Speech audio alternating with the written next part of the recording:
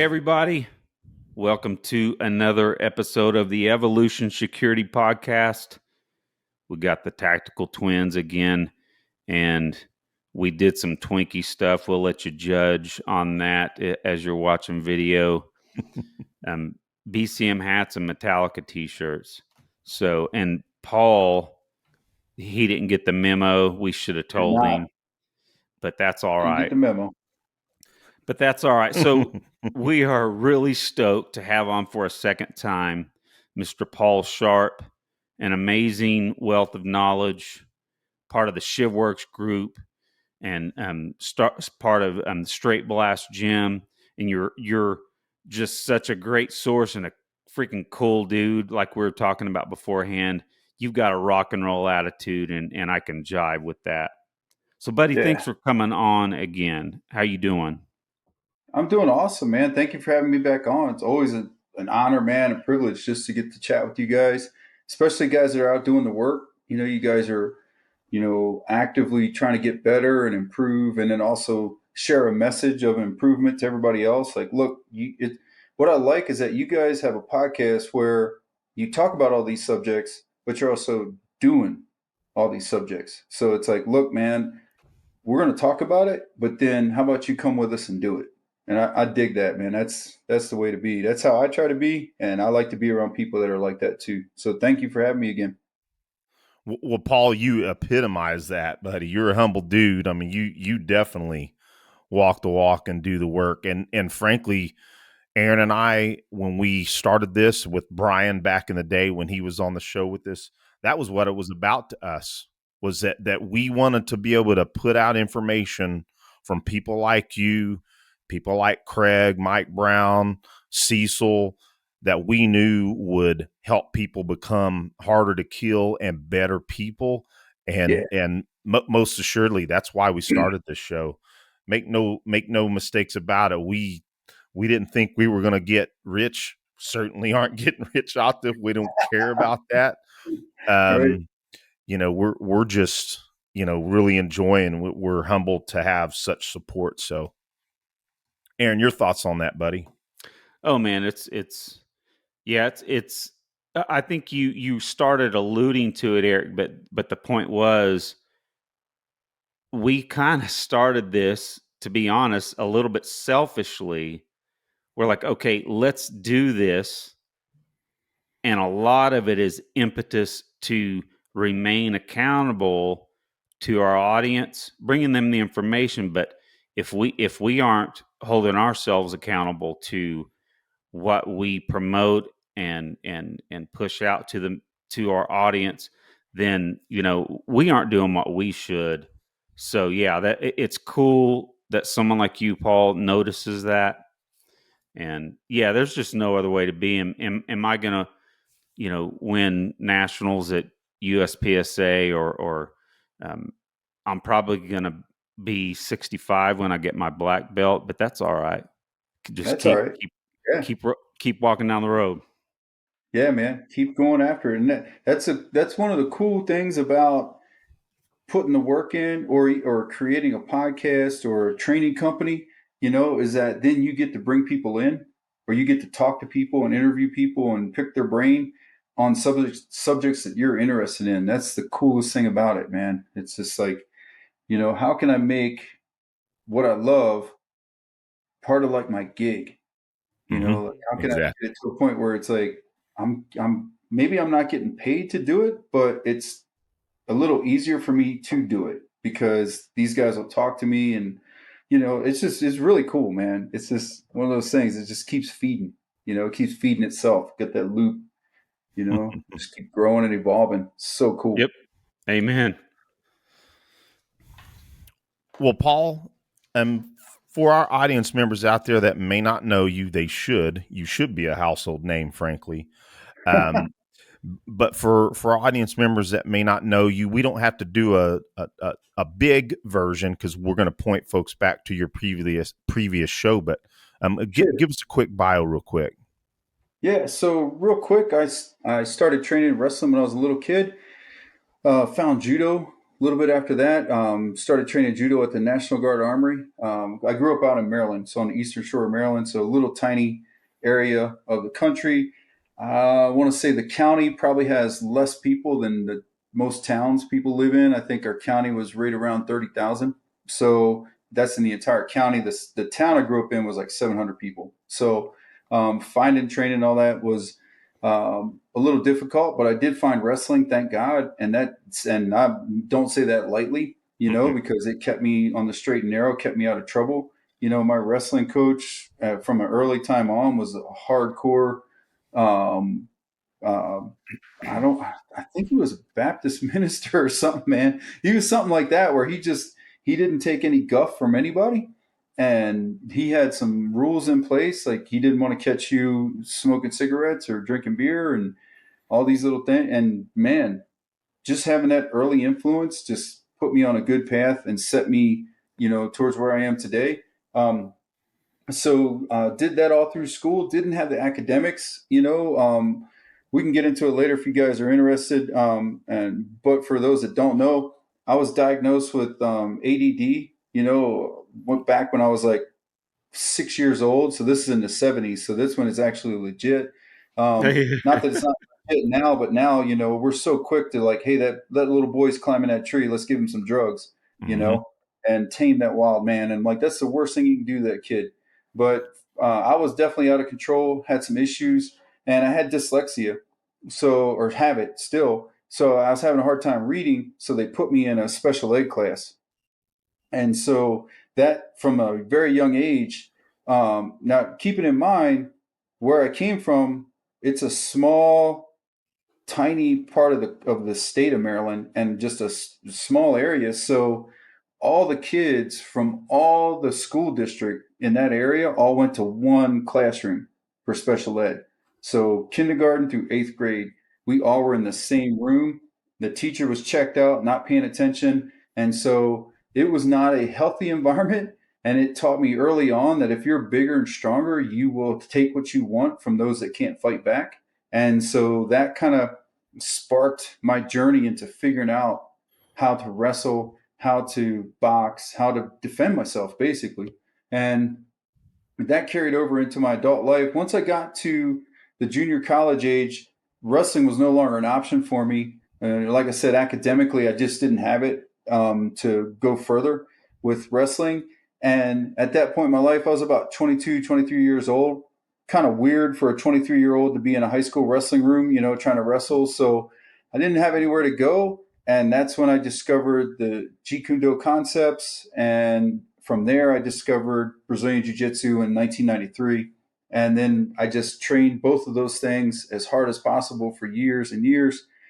And that's what led me basically to a law enforcement career in 1998. I became a police officer, and I worked as a police officer for 22 years up until recently, retired in 2018 or 2020 rather.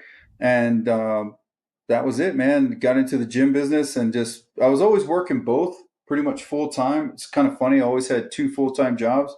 I was working anywhere from 6 to 10 hours a day in the gym, coaching and training myself. And then I was also working a day gig, as a police officer for 8 to 10 hours each day. So always had those things going, and then traveling to teach too, teaching seminars around the country, around North America. And so that kind of led me to where I am now, man. So I don't know if that intro makes any sense or not, but try to get kind of the pertinent facts in there. Like, hey, this is where I started. I started in fear. I started in an environment where I'm not trying to like make it greater than what it was or worse than what it was, but it was rough. I was a first grader in a room full of big kids that were mean. And, like my first experience there, my first day there, this kid comes over and takes my lunchbox, turns it around, takes all my stuff out of my lunchbox, walks away, sits down, starts eating it. And welcome to your new school, dude. Like that was school, So um, having that fear base, you know, understanding and looking back on it, like, why do I do what I do? We all have those questions, right? Because you have friends that say, hey, man, why do you do what you do? Why do you do all this stuff? Like, what are you worried about? What are you afraid of? And at this point in your life, you're probably like, I'm not afraid of much. Mhm. There's not much out there I'm worried about. Same with you guys, right? Like, there's just not a whole lot that's going to happen that you're not going to be able to take care of business. And so then why do you keep doing it? But then I think back, now I do it because I love it. And I got a community, and I got like a whole tribe of dudes all over the country, all over the world that I talk with regularly and train with and all that. But those initial days, man, it was fear. I was scared to death. I spent days just sitting at my desk hoping that I wouldn't get selected for the daily beatdown that happened, with the bigger kids beating up the little kids and stuff. And so that's what motivated me to get into it. But once I got into it, and then I got more capable, and then I really wasn't worried about it anymore, then I just did it because I love it. And I can't ever see a day where I'm not doing it. And then I ended up in a job where fortunately or unfortunately, somebody tried to kill me my first month on my own out of FTO. And so that motivated me even greater to figure out, how do I bridge the gap between the sport stuff that I knew how to do, from jujitsu and judo and wrestling and boxing, and kind of more the street stuff, I guess you would call it, from the Jeet Kune Do concepts, like the eye jabbing and headbutting and all that stuff. And so that just kind of led me into that path. And so here I am today. So Well, Paul, interestingly enough, I know that a big part of why I, started down the path to martial arts when I was younger was being bullied too. It sounds, I don't think I was bullied as bad, from what it sounds like that you went through, but I was definitely bullied, and I know that it kind of put in my mind, is like, man, I am not going to allow this anymore, and yeah, that kind of, that started it for certain. Um, and I was going to bring this up a little later, and not necessarily specifically jujitsu, but one of the favorite things that you have said through the years, that I really liked, was that jujitsu is a superpower, yeah, you know, and yeah, I and it really is, and I think in a lot of the things that we do, not just jujitsu, but a lot of the combat sports based stuff, man, it's all superpower, yeah, yeah. It definitely is, man. Gives you that confidence, right? Yeah, Well, absolutely. I always say it like this. Maybe our audience is tired of hearing it, but I'm going to keep saying it because I love my wife. So I pushed my wife into getting into jujitsu, and jujitsu is very important to me. But the last several years, I haven't put in as much as maybe I should. But so my wife got into it, and she went. It's her favorite outlet, Yeah, and she weighs 75 pounds less than me, and I cannot I can get her in a submission maybe once every 2 rolls. yeah, She's great, and that every time I think about her in that sense, I remember you saying in a post, you were responding to me in a post, and you said, "Yeah, man, it's a superpower." That's a fact. If yeah. if a woman It is. can dominate a heavier dude, that's a superpower. Right. It really is. Jiu-jitsu really for me, has been the thing that martial arts always promised to be. Like, martial arts always tells you you'll be able to, beat up three or four people all at once, and the little guy can beat up the big guy, and all these things. And rarely does that come through, with Mhm. certain martial arts. But with jiu-jitsu, because of the way that we train it, because of the testing and the hardening process of it, where you're under that pressure all the time, it develops you into a person that can actually do what the martial arts promised you would be able to do. You will be able to defend yourself. You will be able to protect yourself. You will have a superpower on tap. Like, it's just a matter of when and where, but you're ready to go. You're good. And having that ability is just, it's such an extraordinary feeling, you know? And I tell people too, like, listen, even if you don't want to, if you never want to compete, you never want to fight, I get it. Totally get it, but you still should train it because jujitsu is one of the few things where you get that perfect cocktail of dopamine, oxytocin, serotonin, and endorphins, right? You get that dose. Your body is a pharmacy, and through jujitsu, you get all of those feel good chemicals released into your body. You can get the dopamine and the other stuff from like Muay Thai or boxing, but the the chemical that's released when you have contact with another human being, oxytocin, right? Like that's why they lay babies on their mama's chest as soon as they're born, Mm. right? Because it's that bonding chemical. You end up rolling with people where you're simulating murder, right? Like I have you in a choke, or you have my arm extended or my shoulder, and my brain knows I'm in trouble. My brain knows like rut-row, like something's gonna break. But then I tap and you let me go, and that's like a trust fall from the top of a building. That's like me standing on top of a building and falling backwards and you guys catching me. Like you're never going to let me get hurt. As much as possible, you will not let me get hurt. And it's up to you. And so that develops this bond and this trust between training partners that you just aren't going to find anywhere else. Especially in the day and age we live in now, where most people spend the majority of their day in a cubicle or remote. So many people work remotely now and all these things, so they have very little contact with other people. I tell them, I'm like, listen, even if the part of like having a superpower doesn't appeal to you, the part of having a group of people who want your best interests in mind and only your best interests, that want to push you and drive you and make you better, and they are happy when they see you and they're disappointed when they don't. Where else are you going to find that? Excellent, Like they man. want you there, man. So Some find that group and start training. Get in that's there and get awesome, after Paul. it. Yeah. It's I like think get some of in, the best salesmen for jujitsu, right there, brother. get Excellent. right.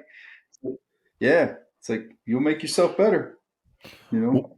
well, speaking of jujitsu, some more. I feel silly. I'm not at all. We aren't super close. I've trained with you once or twice. Of course, we interact online, and we've had you on the show. But I felt silly not realizing that you had moved to Idaho. And it's been a while since I figured it out. Yeah. And I may have texted you or something, and like out in Idaho now. But anyway, let's talk about your move to Idaho. Man, to me, just from the outside, it appears to me like that was an awesome move for you. It was. It definitely was what I needed. Living in the Chicago area, there's so much to do there. There's a lot of positives to living there. But for me, I just needed the change. I needed the mountains. I needed the trails. I needed the rivers. I needed just country. And I needed to get back out and get back. 'Cause that's how I grew up. I grew up on the eastern shore of Maryland. You have the Chesapeake Bay on one side. You Yeah. have the Atlantic Ocean on the other. And so, and in between there's all kinds of rivers and wooded areas and stuff. And so I just grew up outside my whole life. And then when I lived in the Chicago area, it's a little different. You have to travel in order to find that stuff. You got to drive a couple hours sometimes to find a remote area where you can just hike and kind of get yourself evened out. So coming out here, it just, man, I walk out my front door and there's a trailhead, and then 20 minutes later, not even 20 minutes, I'm out there and there's nobody around. And so it's been good for me from that perspective, just to kind of get myself regulated, and just to kind of decompress a little bit too, from just 20 some years of my job, just to get back in touch with what's important to me, and all that kind of stuff. So yeah, I made that move. I think that was 2021 or 2020, somewhere in there. I moved out here. So Yeah, I think because I was deployed, in 2020. I think it was sometime towards Yeah, the end of 2020 that I in fact noticed it. And I yeah. did think to myself, I was like, I bet you that's going to be really good for Paul. And it certainly seems from, like I said, from the outside that it was It awesome. was, and COVID kind of did COVID was kind of the final straw, that broke that camel's back for me with the way the government came down on everybody in Illinois. I mean, it's already communist country there, in that area around Chicago. Yep. It's already, yeah, you're already behind the wall there. But the way they came down on businesses and business owners, and I'm having the police, and nothing against the officers. I understand, if they have a complainant, they have to respond. And one day I'm there and these guys come in, and it's nothing unusual, for these guys to stop by. And I was like, hey guys, I was there by myself because it's COVID, so I'm there by myself. I'm like, hey guys, what's happening? I'm like, you guys, the Keurig's right there. If you want to get some coffee, you guys know where the bathrooms are. Let me know if you need anything. And I was starting to walk away, and they're like, well, we kind of need to talk to you. I'm like, all right, man, what's up? And I'm thinking training, you know what I mean? I'm all kinds of different things. And they're like, well, there's a lady out in the parking lot. She said you're in here running classes, and she called and complained, and she's actually standing out there. And I went and looked at the out, and there's standing out there in the parking lot on the phone, and just watching to see what these guys are going to do to me. And I go, okay, well, you guys want to walk around? You can see there's nobody in here. If you want to go tell her, the world's safer now. Thank you for your service, ma'am. And you called me in for trying to work. And they kind of were embarrassed too. They're like, yeah, we don't know how much longer we're going to be able to do this, man. I'm like, I get it, bro. So I'm like, well, grab yourself some coffee, man, and hang out for a minute. So, when you walk outside, you can tell her you were in here for a little while. And, you know, it just hit me as odd because at that very same time, I look across the street and there's a Wendy's with people in the drive up, and there's a McDonald's caddy corner from there, with people in the drive up, and a Dunkin' Donuts with people in the drive up. And nothing against people grabbing fast food, but they can be open, but I can't. Yeah. So the people you're going to eat food that's not good for you, but you can't come do something that is good for you. That might actually counteract that bad food, Oh yeah. And that was it for me, man. I just said, well, you know what? I got to get out of here, man. This place has lost its mind, like this doesn't make any sense. So that was it. And we were shut down. So I thought, never a better time than now. So let's go. And then here I am. Well, excellent. I was curious if that had anything to do with it, to be honest, Paul. Yeah. And I wasn't going to press the issue because I didn't know if that was correct or not. But the thing about COVID, and I know we've probably got audience members. I'm sure that we have audience members that may have or may still to this day believe some of what was pushed out there. But I'm just going to say it. I mean, the amount of tyranny and control that was executed during that period of time, I mean, just baffles me. And now we're all being proven correct about, a lot of, Everything. yeah, yeah, the real Everything. science that was Yeah. suppressed. But I It's, go ahead, buddy. I was just going to say, it's very frustrating now to hear people be like, well, we didn't know any better, so just let it go. I'm like, but you were going to find me. You were down with me being fined $7,500 a day if I was open. You were cool with that. Also, you're cool with all the people who lost their jobs because they didn't want to do the vaccine, whatever. You're cool with all that. You're cool with people in getting in people's faces in public spaces because they're not wearing a mask. But now we're expected to just let it go. Like I'm Yeah. supposed to just be cool with you, and I do agree. Like for my own sake, you have to forgive people. There's a Mhm. reason that's like, you know, a teaching in every spiritual practice, right? Is forgiveness. You got to forgive. or you're just going to keep carrying that weight around. Um, but at the same time, though, there's a side of me that doesn't want to let it slide. There's a side of me that's like, yeah, but I remember. You can pretend now because now we know better and now we know more about it. You can pretend now, or they can pretend now, rather, that, well, yeah, I never was, but I remember.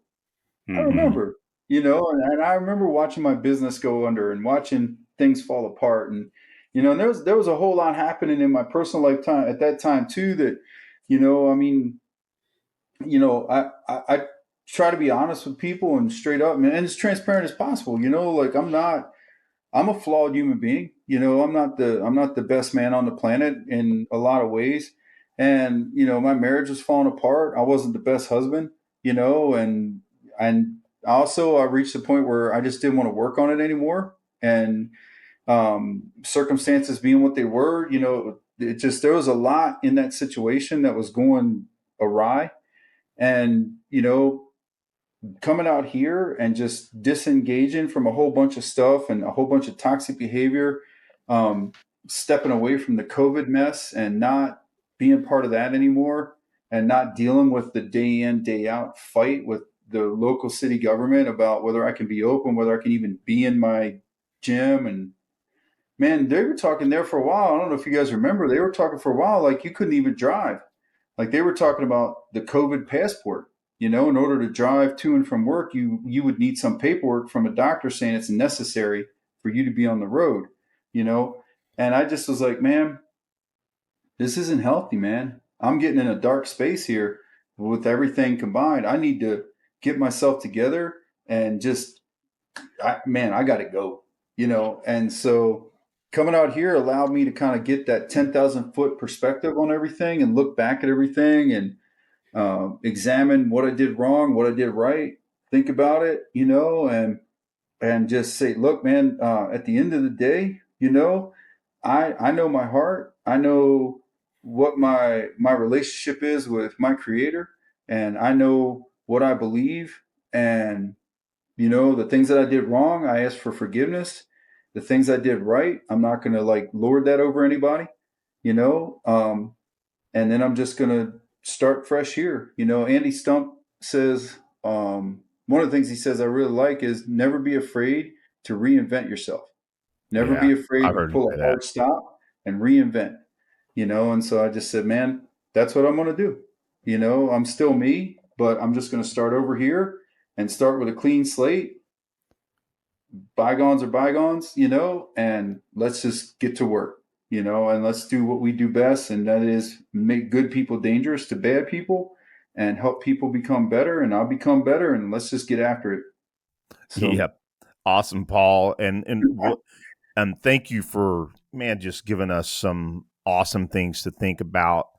And it makes me happy for you that you did make that decision to move on and reinvent yourself, because again, I I know I'm repeating myself, not knowing you extremely well. I know I don't have the same relationship with you that say you have with Craig or Cecil yeah, or Mike Brown, but I saw from the outside that your life was better.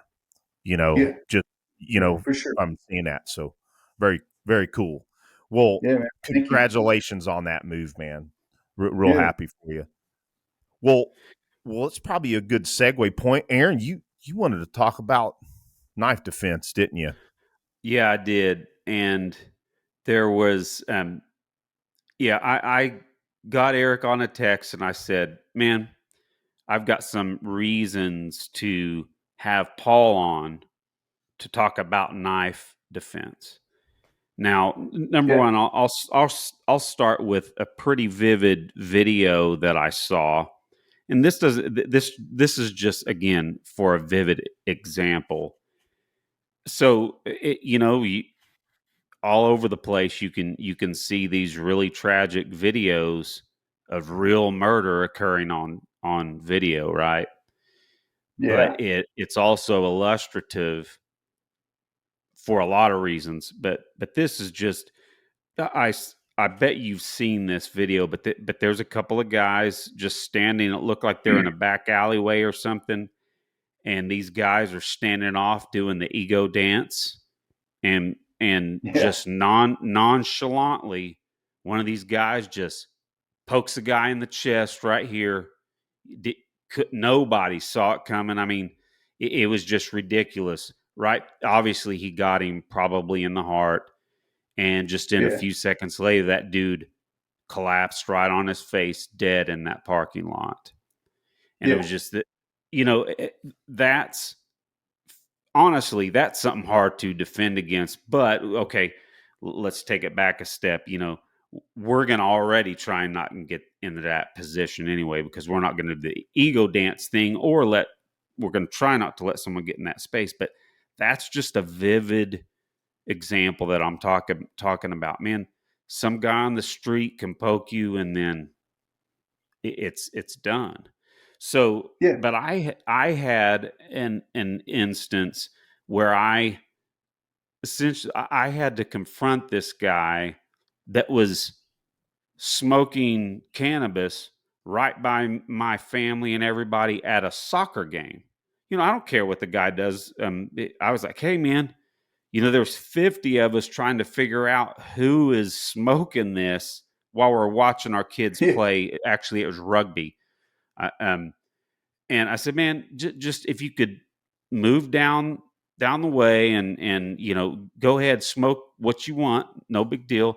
And of course he got pissed at me, and started, you know, he didn't get up in my face or anything, but then he did start kind of walking past me, and it occurred to me right then, what if this dude pulled a blade? Of course, man, I had this Boresight Solutions 19 right in my waist, but I wouldn't have been able to do anything. And I texted Eric. I said, "Man, I I asked the question. I knew the answer. I said, Eric, in that instance, the only thing I would want to do right is control that blade." And he said, you know, of Yeah. course, answered in the affirmative. Absolutely, Aaron. You aren't getting to any tool when that blade's moving right on you. And you know, so again, here we go. I said kind of selfishly, I want to just talk about this and get this across to our audience that this is a hole in defense that Yeah. a lot of people don't think about. They think they're going to be able to, hey, he's bringing a knife to a gunfight. I've got the gun. He's got the knife. But no, he's got an advantage on you with something that moves in split seconds right on your body. Yeah. So Yeah. if we could just talk about that, and um, you know, because I know Eric, the reason why I wanted to call you is because Eric showed me some of your work from one of your classes in with knife defense. I don't remember what course that was, Eric, but Yeah, I think I don't remember, Paul. If you, I mean, it was essentially your MDoc, Yeah. or at least a good portion of it, up there at the Straight Blast Gym headquarters. Awesome experience. now Yeah, that what's that the two acronym? model. What's that, Aaron? What's that acronym, MDoc? The it's, let me see if I remember, Paul. So it's multidisciplinary optimization course, right? Yes. That's it. Yeah. And the one that was in headquarters that you attended was heavy on the knife defense side Mhm. because they just had an issue with a guy with a knife. So they were like, "Hey, if you come in and flex a little bit into the flex the curriculum into the knife defense side, that'd be great." So that we did some more knife defense stuff there. But So Yeah, yeah, I and just wanted frankly, go ahead, Aaron. I just wanted to make sure that this is a topic we've not really talked about on our show. And it's just so important, especially the way I felt ill prepared to deal with that in that very instant. Right. mhm. So I Sure. just want to really get this good conversation out to our audience. Yeah. So one of the things people have to understand with the knife is that it is, to me, more dangerous than a pistol in that clinch range. So arm's length, it's more dangerous than a pistol. Maybe even a step outside of arm's length. So 6 feet, 0 to 6 feet. My go-to would be the knife. So if I think about it from that perspective, what I would prefer to have in my hand at 0 to 6 feet is a fixed blade, because it's going to be really hard for you to stop me. It's going to be really hard for you to, because think about with the pistol, say this is the muzzle, right? Once that muzzle's averted, it's just going to be loud, but it's not going to hurt you, you know? So if you think about it that way, you can avert my blade, but I can articulate my wrist to get it back on you. And so every time I can turn that blade back onto you, maybe I'm not punching holes in you, but I'm making cuts. I'm making bites, right? So I'm letting some blood out. So, and you're going to respond to that. You're going to respond to those cuts, you know? So looking at it from that perspective, the last thing I want to introduce in the 0 to 6 foot range is a pistol. I don't want to bring the pistol into play. And we had this, I had a friend, we were having a conversation, and he's got a sub-second draw. So under 1 second, he can draw and make a hit at 0 to 6 feet. And I said, cool, man. I said, we're gonna take, we started with a SIRT pistol, and of course, you know, it always escalates up into, well, let's get the airsoft in here, you know, because I think I got you and you said I didn't, so let's find out. So we took, and him drawing an airsoft pistol against a guy who has no training. So think about it now. So human reaction time is 0.25 or so, right? So about quarter of a second or so is human reaction time. You make the draw, you make the movement to come down and come up with this pistol. The person standing in front of you has a quarter of a second to figure out what you're doing and start moving. So if in that quarter of a second they move, they just changed everything, right?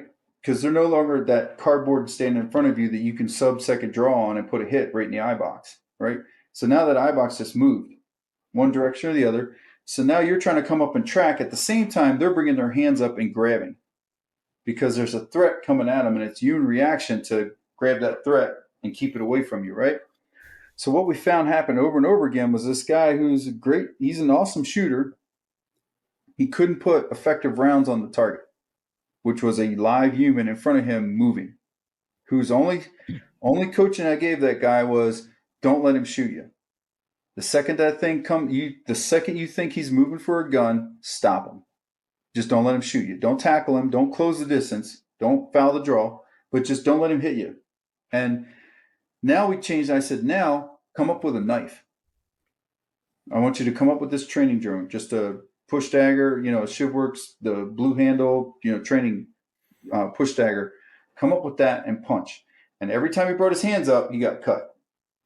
He got punched in the hand, you know. So now it changes things, because now instead of just a loud noise that goes past and doesn't do any damage, it's no loud noise, but it's damaging the hands. It's damaging the body of the person that's trying to move it offline.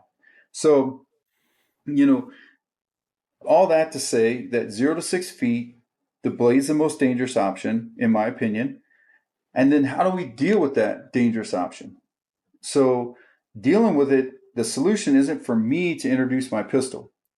The solution is for me to control that weapon-bearing arm and not let them have it back. Then I can start working on introducing my own blade or my own pistol. But first and foremost, I got to shut their ability to punch holes in me off. I got to shut that down. And so if we look at old texts, there's like old fencing manuals and from Spain and Italy and even from the 1400s, where you'll see, you know, guys just, they've lost their sword or their knife or whatever, and they are holding with both hands on the weapon bearing arm of their opponent, you know. So it's tried, it's proven, you know. I need to grab onto that arm with both hands, even if I don't have a whole lot of skill. Even I'm not spending every day doing jiu-jitsu or wrestling or whatever. Grab that thing like a baseball bat and keep it away from you, and don't let them have it back. That's your most important first step. Now, people will say run. You know, I love, like, you know, the comment section, you know, is the ultimate IQ test. You know, when people make comments and you read it and you're like, you didn't pay attention to anything that was said. You didn't pay attention to anything that just happened here. the comment section, they'll always, on any knife defense video, it's always somebody will write Nike defense as if that's like God's voice coming down through a hole in the clouds, beaming down, Nike defense. Yeah, dude, of course. Like if I could run, I would. But if I'm there with my 84-year-old mother or my kids, where am I going to? I'm just going to leave them. I'm going to run off and leave them defend. Or like you're at the game, you're with your family. This person's walking by you. Where are you going to run? Yeah. There's nowhere to run to. You're going to have to deal with it. And so when we take that off the table, I have to stay here and deal with it. What do I do to keep that blade from punching holes in me? And that is, I'm going to put both hands on that arm and I'm not going to let it go. We call it a baseball bat grip because that's kind of how you grab it. And I'm just going to baseball bat grip that arm and I'm going to put all my weight on it and I'm going to try to get that arm behind the same side leg. So if the knife is in their right hand, I'm going to put all my weight on it and I'm going to try to push it behind their right leg. And the reason I do that is because it makes them step in a way that's not normal for human beings. Like we're really good at going forward and backward. We're really good at going side to side. But when you start making us move on what we call the skinny X, so think about like if you're standing in the center of a clock, 6 o'clock's at your tail, 12 o'clock's at your head, and then 3 and 9 to each side. If I start taking you towards the 11 and the 1, things start getting weird for you, right? If I start taking you towards like the 5 and the 7, those little kind of skinny X's, instead of an X like this, it's an X like that. If I start moving you in those directions, it's really hard for your body to accommodate that movement because we don't do it a lot. Think about if I had you stand on your right leg and then I have you kick your left leg straight back behind you so that your left foot is at, so the 12, 1, 2, at the 3 o'clock. So your left foot is at the 3 o'clock. So you're basically cutting around behind yourself. Think about how unstable you are standing like that because the body's just not meant to move like that. So that's what I'm trying to do to this person is I'm trying to take that knife and push it down and behind that same side of their body so that they're basically pinned like this and they can't move. And now I'm going to start looking at pushing them into something or wrapping them up, moving around and getting both hands on that arm from the other side of the body, like a body lock. Now, how do I move around, pin that all down? Now maybe I'll think about accessing a tool because I'm in a good spot to access a tool. But prior to that, I'm going to focus on just putting all my weight on that arm, immobilizing it, keeping it off of me, and wearing them out. Because that's the other side of it, the benefit that we have in training hard to be capable citizens, to be an asset to our people and to our community, is that we have the physical conditioning to go longer than this person does, And so I'm going to drag that dude down. I'm going to drag him into that deep water and let him drown. So, I don't know how often he fights with somebody just hanging on to him, but this is what the fight's going to look like for him. I'm going to glom onto him and not let go, and I'm just going to wear him down. And then once he's tired, we've all experienced that in jiu-jitsu, once you get tired, you can't defend yourself, but there's no tapping when you just tried to kill me, dude, or you tried to kill somebody else. We can't have that. That's not how we operate out here, So then we're going to go ahead and go to work and start looking at accessing tools and ending the problem. Does that make sense? Oh yeah. Yeah. That's the thing I focus on. I try to keep it as simple as possible and no simpler, right? Which is stop that arm because that's the weapon bearing arm. If I stop that arm, he can't put holes in me. And then I'm going to maintain control of that arm. And then just like jiu-jitsu, I'm going to improve my position. So I'm going to keep moving and improving my position until I'm finally in a place where I have him completely under control. And then I will access a tool. So I look at it, the 4 stages for me for a fight are always control the hands, because that's what's going to hurt you. Whether it's jiu-jitsu, I don't want to let them get grips. If it's a fight with more serious consequences, I don't want to let them access a tool or get to my tools. So control the hands. Then I'm going to control the space, because whoever controls the space controls the pace. So if I'm taking up all the space and I'm not letting you move, even if it's Muay Thai or boxing, if I'm controlling the space, if you guys ever been in a ring with a really good ringmaster, I've been in the ring a couple times with a guy who just had such good footwork. We got a guy who's had like 80 some Muay Thai fights, and his footwork is such that you just never feel safe. You just always feel like you are stepping into a trap, you know? And so if I control that space, I'm controlling the fight. When I'm in that ring moving around with that guy, he's in control. I'm just waiting to get beat up. I'm just waiting for like, all right, well, I'll see you tomorrow, JiuJitsu, my friend. And we're gonna square this up. But but and then so control the hands, control the space, and then I want to get to a better position. And that better position is the majority of the time is perpendicular. If I am perpendicular to them, I'm in a better space. So if we're standing and I'm trying to control that knife, if I can get it so where if you look down on top of us, our hips formed a T, or I'm all the way to their back, which is even better, I'll take it. That's where I want to be. So most of the time, though, you're going to want to get to perpendicular, right? And then once I get all those three boxes checked, then I'm going to end it. And the way we end it is based on the rules. If there's no rules, then I'm going to end it by whatever means necessary, right? So that means I'm either going to submit them by some sort of choke or knockout, slamming their head into something or hitting them with something, or I'm going to grab my own tool. So acquisition. So we got submission, acquisition, or we'll transition to another space. Now's where I'll run. Now's where I'll put them into something because I have control of them and I'm controlling their movement. I'll run them into a building or into a car, and then I'm getting out of Dodge. I'm going to grab my family and we're gonna get moving. Now I can run, but to just dismiss everything as Nike defense or I'm going to pull my gun. That's man. I'm God bless you, man, but I don't think it's going to go that way. I think you need to have those skills, and part of that too is people that haven't pressure tested it will say things like that. Yeah. Where they think they're going to pull that pistol and that's going to solve the problem.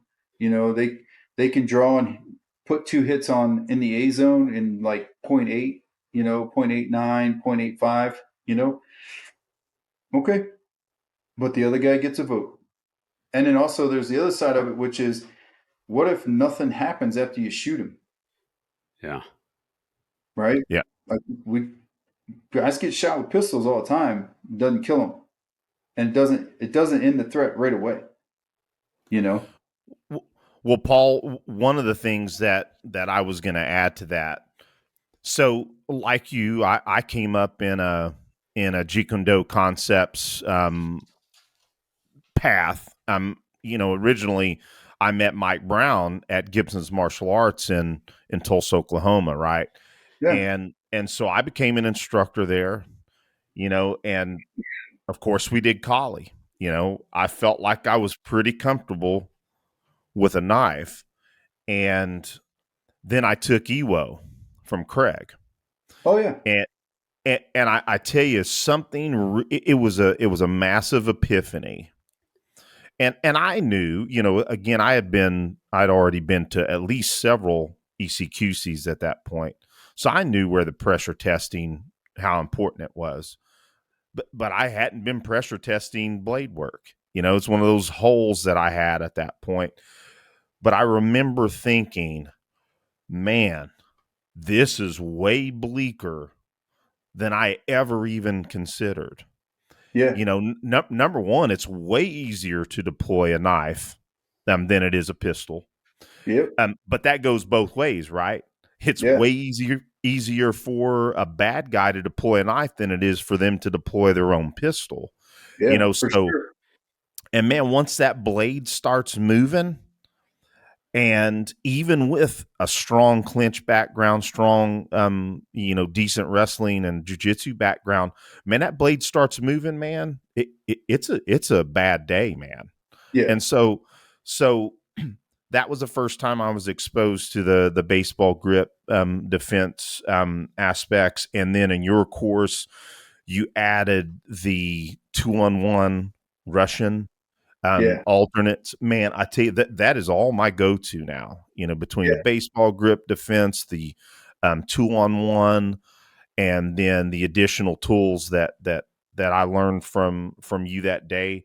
I help run the 0600 jiu-jitsu program at my gym, and I bring that out fairly often, and everybody, including some SF studs, a former unit guy as well, are like, man, this is money. All those guys really like it. But I just wanted to tell you that's definitely become my go-to. And Oh, heck, that's even awesome. Aaron and I had just done one of our both pistol and kind of like a very light pressure. I mean, it wasn't. I mean, our folks got after it during Mm-hmm. the evos, but definitely the knife defense stuff with attribution to you and Craig. We worked some of that, and they dug it as well. But anyway, I'm bloviating a little bit. Paul, you were going to say something. Sorry. No, man, I like it. That's good stuff, man. I think that's how we all make each other better. As we get out here and start doing this work and making good people safe, making good people dangerous is what it's all about, man. So I'm glad to hear it. I'm glad to hear you like it and that it's been useful for you guys. Oh, big time, big Yeah, time. for sure. Well, Yeah. so I That's guess. I Go ahead, Paul. Sorry, buddy. Go ahead, man. No, I was just Well, gonna say that's just the main thing for me. Like the intro. Like if somebody were to say like, what's the 10-second lesson? I would say control the knife, control the weapon bearing arm. Don't let it forget the knife itself. Control the arm, right? mm, Because you can't do much about. Don't try to like flip around with that knife and all that stuff. Like you, man, I spent a lot of time training in those arts, doing that kind of stuff, and then going not live blades, but going live in resistance showed me the error of my ways. And I tell people all the time, like, information is easy, transformation is not. You can get information with a Google search. You can get information with a YouTube search. You can get all the information you need on everything out there now. Like our society is almost open source now. You can Yeah. just type something into Google and have a million hits in 17 seconds or something crazy. But what do you do with it? Do you take the information and work? That's where the transformation happens. That's where it becomes your information. That's where it becomes transformational for you. I had all this information. I had all this, Mafalindo Silot. I had, all the various Paquita Tertia. I had all these different influences and things I was studying. American Bowie knife. I'm studying all this stuff and still do because I love it. I just think it's cool now. Like I'm not going to walk around with a Bowie knife, but I think they're cool. I've got like 20 of those stupid things now. William April gifted me one, and that just started the habit, of collecting these big old blades.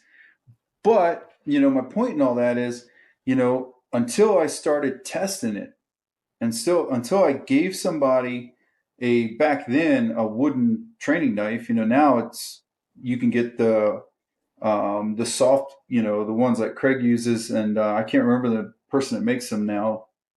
Yeah, Gonna you talking annoy about the knock knives? knock. Yeah, Yeah, the knock yeah, knife.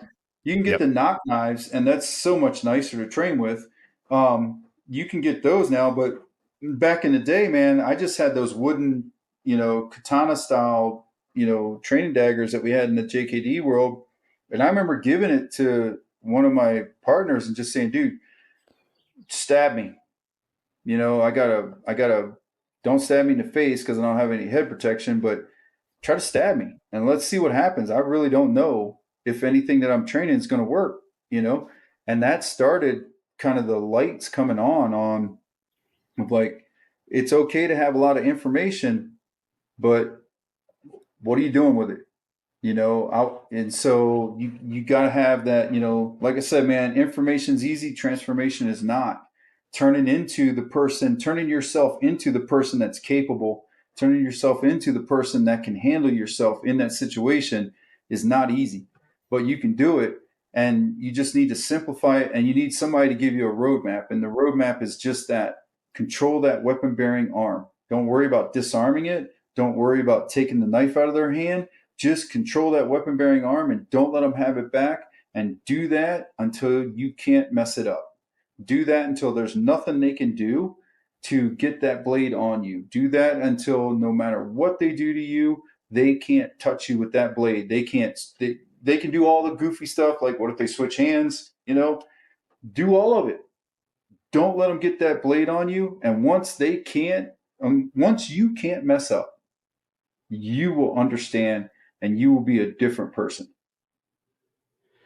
So then, beyond that first goal, so then when we're talking about getting better positions, are we then talking duck unders and position changes like that, or where do we go from Seat there? I mean, belts. just a Yeah, then I start going for the 2-on-1s for greater control because I want to increase my control. So then we start getting into the more technical, like the Russians and that kind of stuff, where I can dump them on their butt, or I can throw them head first into the pavement. I can start dumping them out. From a 2-on-1, I can hit an Ichimata and put them head first into the ground. We can start doing that kind of stuff where now I'm shutting them down now. So then we start moving into that side of it and also into the weapon access. So now you start off with just controlling the weapon bearing arm. Just put a timer on with your training partner and say, listen, man, for 2 minutes, I want you to try to stab me. And all I'm going to try to do is control that arm, right? I'm just going to try to get that arm and get control of it. And it's going to be frustrating in the beginning. It's going to be real frustrating. But you have to tell yourself, listen, if there are pictures and depictions in 92 or 1430 something of some Italian dude grabbing both hands on the weapon bearing arm and pulling guard, he's got one foot on the hip, and then the next picture is him with the other foot on the other hip, and he's holding that guy out here and he's got him immobilized. If that dude could do it, I can do it. And so you just got to keep at it and just keep working at it. Get the timing down. If you have to, tell your partner to slow down a little bit so you can get the timing down of when to intercept, when to grab that arm and get control of it. And then once you get that, do however many rounds you have to do of that. Once you do that, then you move to the next step, which is I've got control of the arm. Now I want to figure out how do I move around you, get to a better position so that I can access a tool. What do I need to do to move around this person, get to their back or get perpendicular with them, pin that arm to their body, and then access a tool. And now we're going to do that for 2-minute goes. And just do that until you get it, until you can't mess it up. And it's, like I said, man, it's not an easy process, but once you do it enough, you start to figure it out and you start to see a couple things like, okay, this route is probably better. Like an arm drag into a 2-on-1 is probably better with the blade than trying to duck under or what have you, maybe when they go to like stab me in the gut or they go to like jab me in the chest with the blade, kind of moving away from that thing and throwing across and then closing with them, like that might be a good option. Like you start or jamming their shoulders up so that they can't rotate, giving them a bump in the chest and then grabbing the arm. Different things like that start to come kind of bubble to the surface because of the pressure you're putting it under, where you're just cooking this bad boy. And then those things start to show up for you. Then you get to the back, and then that's when you isolate it, right? You isolate the entry, you isolate the control. So I isolate how I get to the position, but then I isolate the position. Where do I want to be on this guy? And then where do I want to move to increase my control of this person in this position so that I can either A, access a tool, or B, put them into something that disables them long enough or incapacitates them long enough for me to get the heck out of here. So does that make sense? Oh yeah. Is that kind of what you're asking? All right, cool. Most certainly. Well, Paul, one thing that I'd like to bring up, and I've heard you talk about this before, and you kind of alluded to it just a minute ago. and I know there's likely some folks in the audience that might be currently asking this question. Well, what about disarms? How important are disarms? You know, you and I again came from a similar background, learned some real fancy disarms, you know, so on and so forth. How important are disarms?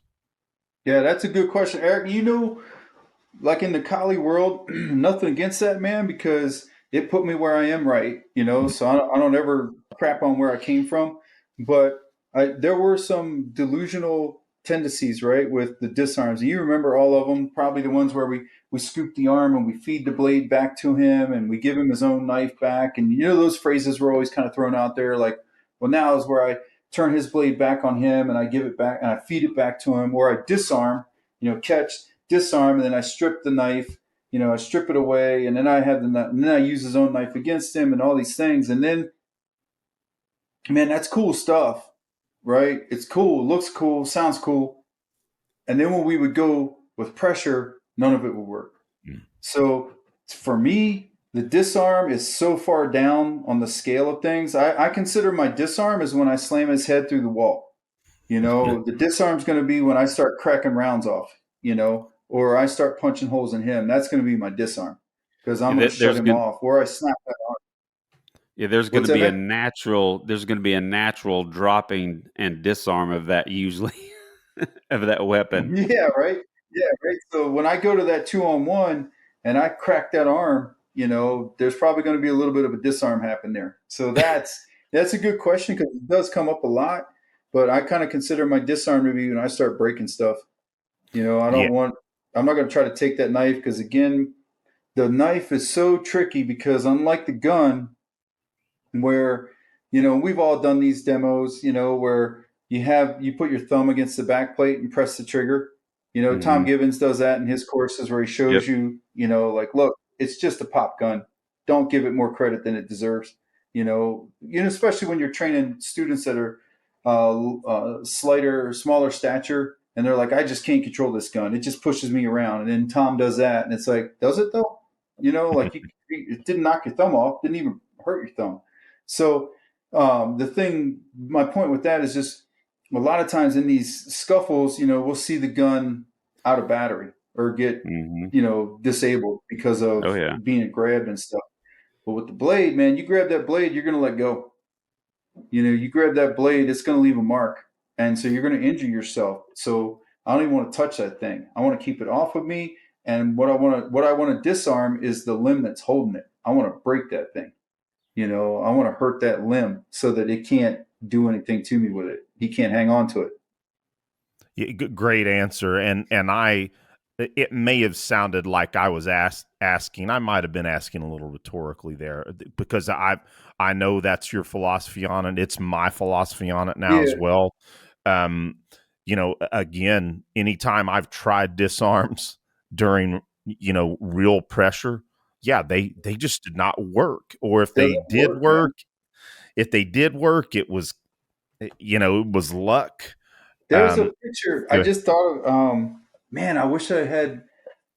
I don't have my. I got a book. A friend of mine gave me a fencing or a sword fighting manual from Germany, and it's from like the 1500s. It's a replica. It's not an original, but in one of the pictures, one of the depictions is always attack the weapon bearing arm, right? Is what they're talking about. So with your sword, when you're sword fighting, trying to get to the body, great idea, but the arm is going to be in the way. So I'm just going to attack his arm. So trying to take his arm. So there's a depiction of these two guys getting after it. And then one guy steps out, kind of zones out. And then the next picture is the picture of the sword in the hand severed on the ground because the guy's like chopped his hand off, you Mhm. know? And so it's, you know, when I look at kind of that kind of stuff, it's like disarms work, but what really works is breaking that arm, you Mhm. know, snapping that stuff, man, you know, knocking them unconscious. That's a great disarm. I don't even want to deal with grabbing it, you know? And if I have a large enough blade, you know, that's kind of like the old defanging the snake thing. Like defanging the snake works great if I got a machete. You know, if I'm like Like, I love this thing. I got this from William April too. It's kind of funny, but the Smatch Oh, It, oh you know, wow. the thing's a beast, man. It's like, oh man, see if I got my getting totally off subject here. No, this is fun, Not man. off subject at all, Paul. This is Get number it. 541 of 1200. So it's got Applegate and Fairbairn's signature on it, but it's pretty darn Wow. cool. Hell But yeah. if we're playing Defang the Snake and I got this, oh yeah, man. Yeah, we're probably gonna defang something. Probably gonna, but if I got my little Spyderco or Emerson folder or whatever, probably not gonna be the same. And it's the same with disarms. If I'm dealing with, you know, a mentally ill subject that's like 120 pounds, frail, you know, could I grab their hand and like push the knife out of their hand, get it so it's not going to hurt me, and pry the knife out of their hand? Yeah, maybe. But if it's somebody who's actively trying to kill me and they're enraged and they're full of adrenaline, and they're pain free and they're not feeling it, and I'm doing all this kind of stuff where I'm trying to like pop the knife out of their hand, I'm probably just going to cut myself up really good, you know, and you know even though we all have seen pictures or maybe even seen people who have been cut up real bad and they were still able to use their hands and all that stuff, man, that brachial artery runs through there. And I don't want to take a chance because Yeah. Murphy's Law says, what about good guys? If Yep. it can kill a good guy, it'll kill a good guy. But if it's a bad guy, probably not going to bother him, you Yep. know? And I think about, and not to make light of Trooper Coates' death, but I think about that often because that was the example for us in the police academy of, listen, here's a stud of a police officer, state trooper, 357 Magnum, 5 out of 6 rounds on the bad guy, didn't kill the bad guy. Bad guy's still doing time. Bad guy fires 1 round from a 22, punches through the armhole in the vest, nicks his aorta, and kills him.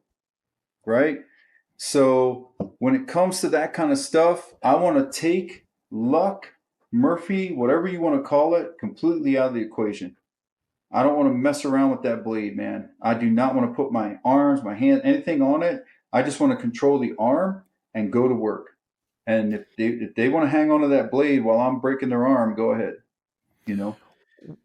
Go ahead, Aaron. Well, so this kind of is a little bit deeper question, I think. Then, this begs the question: over these arts over centuries, or at least decades, why does something that usually falls apart under pressure, why does it become a part of the curriculum, saying collie, disarms, etc.?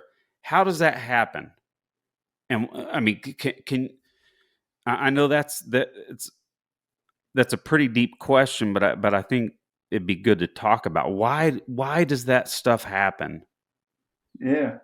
I think it's human nature. We always want more.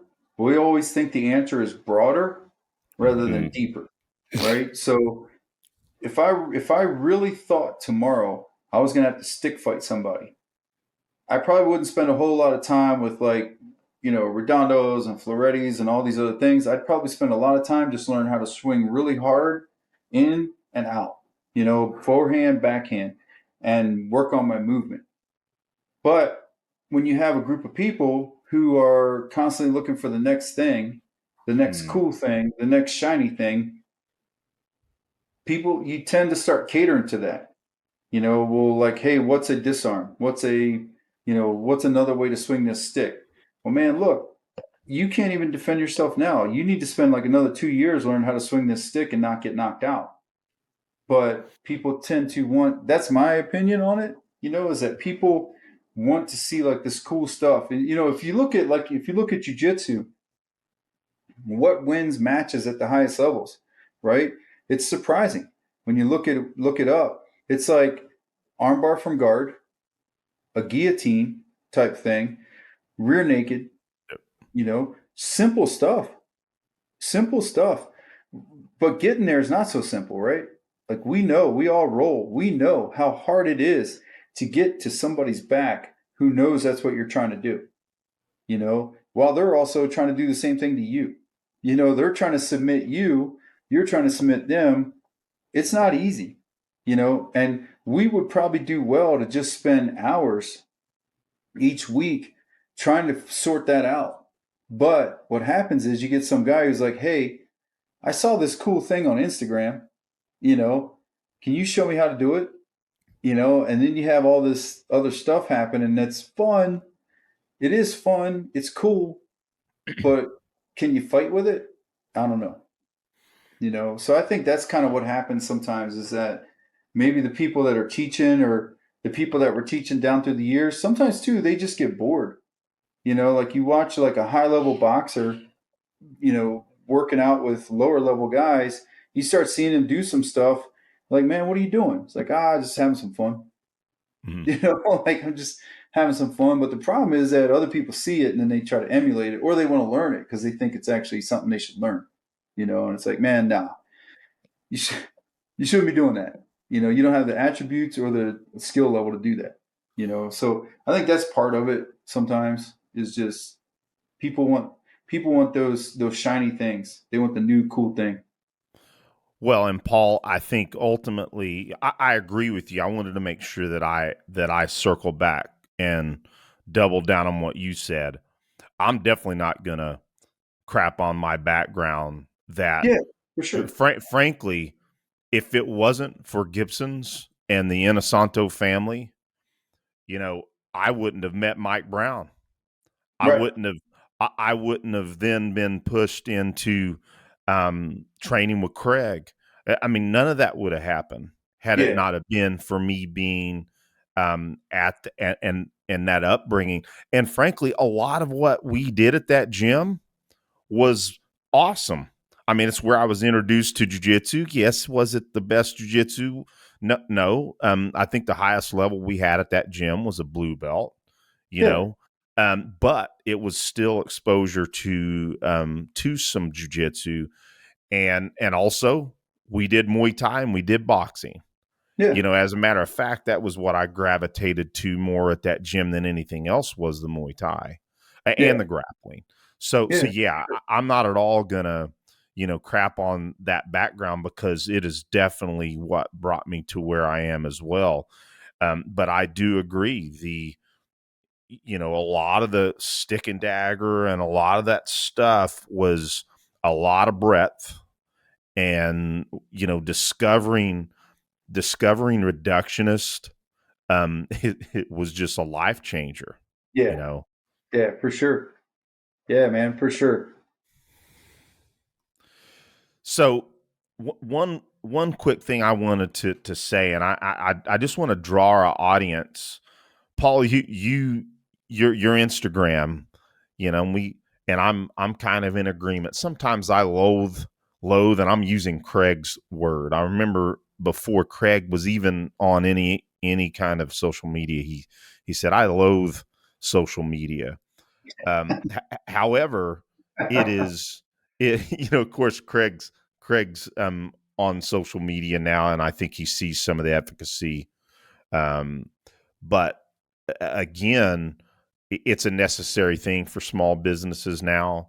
Yeah. But I was just going to draw our audience members, and I'll throw your Instagram into the show notes as well. But I think it's I just had it wrote down. Yeah, Paul Sharp SBG is your Instagram, right? Yeah. Um, Folks need to go out there. Paul puts excellent information out there. Not only is he giving excellent self defense tips, but man, you're putting a lot of positivity on there all the time as well. Yeah. And your wife getting in there and doing stuff with you is been really, really cool. Folks need to go out there and check out what you put on it because you can learn a ton just perusing. If you're going to be on social media, go to pages like Paul's. Is all I Yeah. was going to say. Yeah. I Good. appreciate it, man. I try to keep it positive and I try to put out there stuff that I would want to see or stuff I'd want to interact with, I try to stay away from the political and anything negative. I just try to stay away from it. It's just I feel like we're surrounded by that, and the more that we can focus on the positive and making ourselves better people, more capable, more of an asset, rather than a liability. I just think the more we can do in that regard, the better we're all going to be. It just anything else, I'm just not interested in. I'm just not interested in all the other stuff. I agree with you, buddy, and that's why I wanted to mention that because yeah, it had been a little while since I'd been to your page, Yeah, or I would see you drop stuff on there, but it had been a minute, and sometimes I'm just reminded, man, I gotta, sometimes you just need to go on pages that are of yeah, value. for So, and sure. I've saved a bunch of stuff that you put on there too. Oh man, I Uh, appreciate it. yep, I got no, banned for a little, not banned. I got banned on Facebook for a little while. really. Yeah, so I'm friends with Mickey and Shook, carry trainer, Hmm. and his gunfighter gun oil company is awesome. Excellent stuff, man. I use it on everything. And so I made a post about it, and it had a Beretta in it. One of my Berettas in it, just showing how I just oil it and put it back together and fix it up. And I talked about like, I like using gun lube rather than gun oil on certain parts. And I thought it was interesting information or would be beneficial to some people. And because I had people actually ask me, like, hey, how do you use, I see you use the gun oil and the lube. What do you do? Like, where does each go? Or how do you prefer to use it? So I'm like, oh, I'll throw a little post up. And Facebook dropped a hammer on me because they said I violated their community standards regarding weapons and stuff. So, and then Craig and some other guys are like, "Hey, man, did you stop posting stuff on Instagram?" And no, I got this warning from Facebook, and I said, "Okay, well, it's your rules, man. Your place, your rules, right?" So and then Craig and those guys are like, "Hey, man, are you still posting anything on Instagram? What are you doing?" I'm like, "Yeah, man, I'm posting stuff every day. And they're like, "Never see it." So Hmm. then a friend of mine who does a lot of social media, her brother owns a social media company. I said, "Hey, how do I know if I'm banned or whatever it's called, shadow banned or whatever?" And she goes, "Oh, you go in here in your settings and it'll tell you." So I went in there and sure enough, they had 5 or 6 posts that I made that they felt like violated the community standards, and it was just that stuff, just like gun oil. Um, I talked about a knife that I found that was really cool for backpacking and hiking and stuff. If you have a knife on you, because you never know, out there, man, what you might have to dig yourself out of. Um, and yeah, so they just said that, hey, man, you violated our standards. And I said, all right, yeah, So I haven't changed how I post. I still post same stuff, weapon stuff, whatever. But if I sometimes disappear, that's what happened. It's like, It's real possible, Paul, that period of time that I wasn't seeing stuff. But I just want to comment about that. Yeah, yeah, it is their company. But it's just as infuriating to me that so much value for that can help people be safer is somehow pariah material, and I just get so frustrated with the way that these companies handle Second Amendment subjects, self defense subjects. Man, it's just, but yet they are the biggest company. So heck, what do you do at that point? I yeah, don't know. I don't know what the answer is. I just, I commented. John Valentine posted um, a comment about saying that the combative summit ad was approved by Facebook, and I just in passing I said, "Hey, John, I've kind of been hoping that I've been seeing. Well, no, I know how I said it. I've been intending to post on uh, posts that I've seen of Mark Zuckerberg training in jujitsu. I'm like, hey, maybe it's going to change his philosophy on a few things. yeah, I doubt it, but maybe. I don't know. We can maybe only hope, is what I you can said. hope. But Yeah, jujitsu changes people, but goodness, man. I Yeah, mean, I'm hoping with him getting into it that it'll change some things, yeah, in that regard, hopefully. But the BS of censoring, Second Amendment content is Yeah, a little and is just good. self defense, self protection. Yeah. What is a knife for hiking have to do with weapons and community standards? I'm Exactly. talking about, I'm talking about like, hey, if you're out here and you pop your ankle or something, which is very real, happens all the time. This part of Idaho, you'll see life flights all the time this time of year. And probably same number during the winter months because skiing and snowmobiling and all that stuff. Mhm. But this is very much an outdoor activity culture here, and you'll see life flights all the time. Where some dude's out mountain biking and wiped out, or hiking and or on the river and got took under, and things happen. And so if you're out there, and that's what I made the post about, was like, hey, this is an excellent multi-purpose camping knife. If you're out here and something goes wrong and you find yourself, you might be stuck here overnight, or because you can't get a signal in a lot of these places. There's no cell signal, you know. Yeah, somehow or another, that I just thought it was odd. I'm like, so you don't want us to talk about anything that makes citizens more capable? Yep. Got And, it. could save their lives on the trail. Yeah. I'm like, yeah, got it. Well, I'm gonna keep talking about it, and you Yeah. can keep shutting it down, but I'm gonna keep talking about it. Because I think it's important. You know. Yeah. Absolutely. Aaron, what you got, buddy? Paul, so what is your current deep dive and focus in your training? Let's So talk about some fun stuff.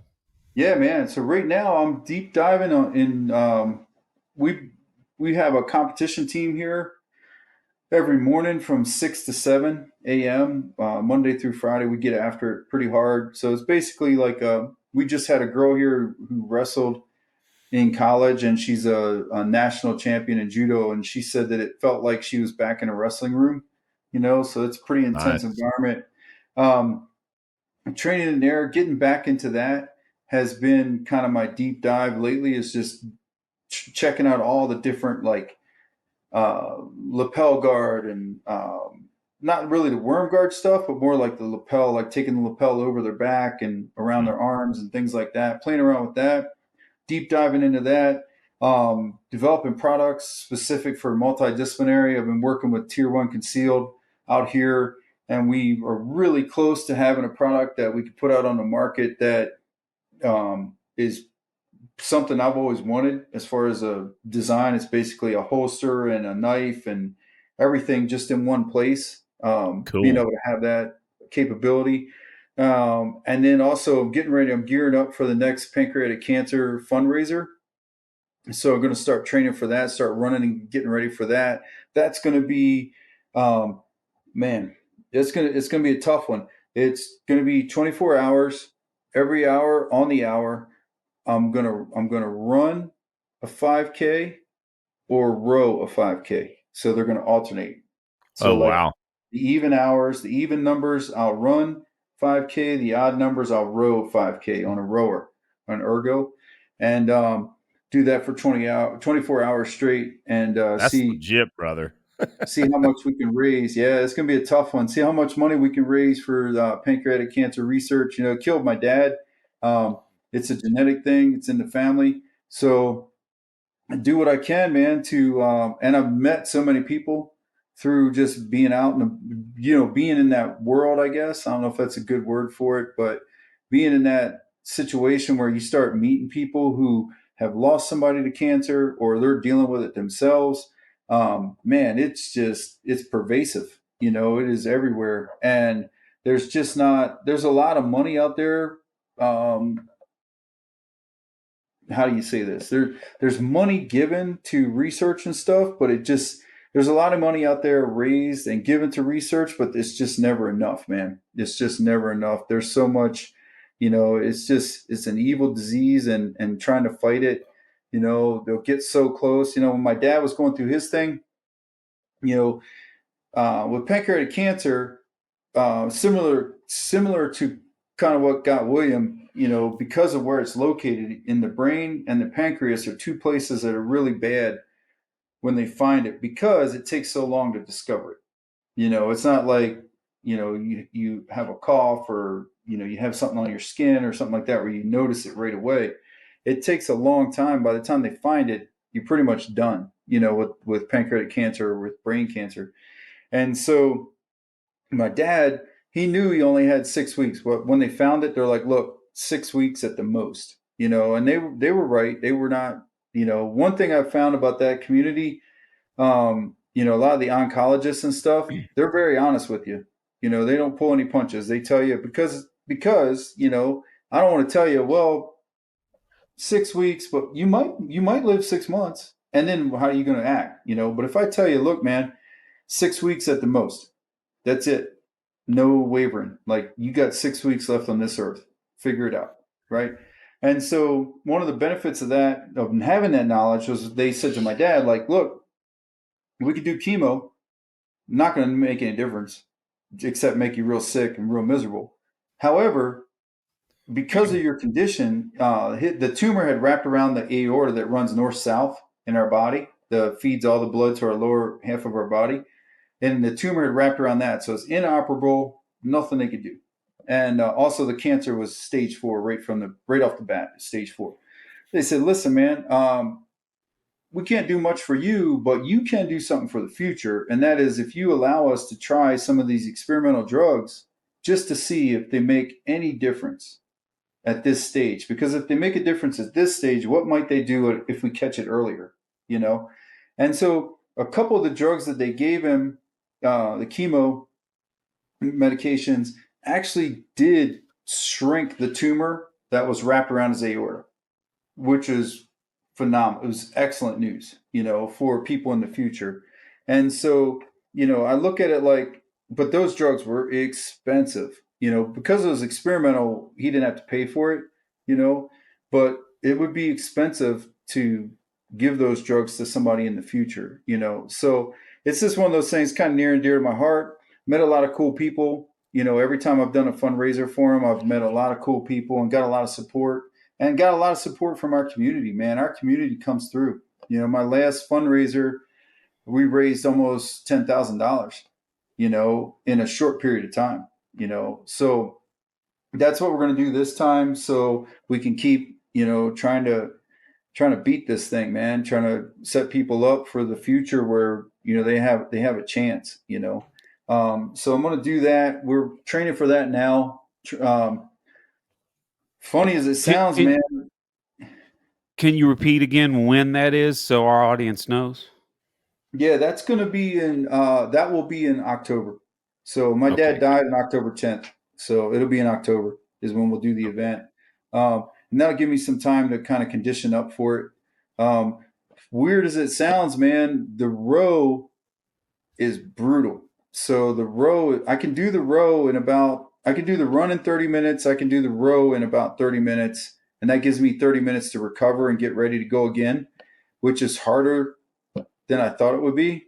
Getting, that running straight 75 miles or 100 miles straight isn't as bad as running 3 and then stopping and then running 3 and then stopping. Because when you stop, your body's like, oh, we're done. Cool. I'm going to get stiff and swollen, And if you keep moving, it doesn't happen. But man, what's been the challenge with the row is my hands are getting chewed up. My Yeah. hands are getting eat up by that rower and your butt, like your legs, everywhere that's on the seat, the motion of moving on that seat, it's like it just tries to rip your backside off. So it's gonna be a challenge, man. I don't know if I can do it, but we're gonna do it. Well, When these we'll do our best to promote it coming up to it. I mean, we don't have a massive audience, but I mean, if even just a few people here and can lend a hand and oh donate, man, then we'll certainly put it on our show for a handful of episodes leading up to it. oh man, that'd be awesome, man. I appreciate it. Thank you. Yep, no It problem, definitely buddy. helps, man. Like you said, even you know whatever the size of the audience is, if you have a couple people that are just like, hey man, I'll give you $50, or whatever they can do. I had people that gave 1,000, and then I had people that gave 10, and God bless them, man. Yeah. So We'll I do our appreciate it best to because I get the look at word. it like whatever they give, it's more than they had to, Yep. So nobody put a gun to their head. They gave out of the kindness of their heart. So, I hope God blesses them. So Right on. Well, Aaron, you raised your hand earlier. You had something else? You know what? I think it got answered. Cool. Well, we're sitting at an hour and 30. Aaron, you just want to start closing out with, you got any other jovial questions or? Yeah, we were having a fun conversation about some music beforehand, and I think we all agreed at that point, man, we should have been rolling tape at that point, so to speak, although it's ones and zeros. But man, what kind of what's some of your music you're into these days? yeah, so I've been listening to a weird kind of mix of music lately. So it's kind of funny. So my wife listens to a band called Red Fang. She was into Red Fang, and I think another one of those bands is Orange Crush or Orange something. And I started listening to that stuff, and I started really kind of appreciating it. It's a little more kind of rock and roll, old school hard rock style, straightforward stuff. I was really digging that. Um, and then I've also been listening to quite a bit of like the Misery Signals, Periphery, kind of that melodic, progressive, heavier metal. I've been listening to a lot of that, man, and just really digging it because I'm I'm I'm finding when I first heard that stuff, I would listen to it and it just didn't really move me. It was a lot of shifting time signatures and stuff that's fun from a musician standpoint to listen to and all that. But sometimes you just want to headbang. Sometimes you just want to just rock out, man. Just get in the groove and just lift weights or rolling or whatever it is, or road tripping. You just want to hear some good music blasting. And so it was kind of but then it grew on me, and then I started listening more to, especially like Periphery. Periphery really, listening to them, and then August Burns Red.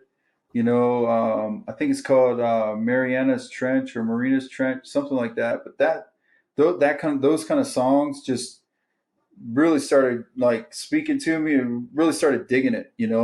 I guess it's like a language, right? The more you hear it, the more you start to The more you understand what. understand it, oh yeah. Yeah. And so listening to it more and then, hearing it more, and then it started like to click for me. I've been really digging that, man. And then on the other side of it, I've been listening to the new Black Keys album.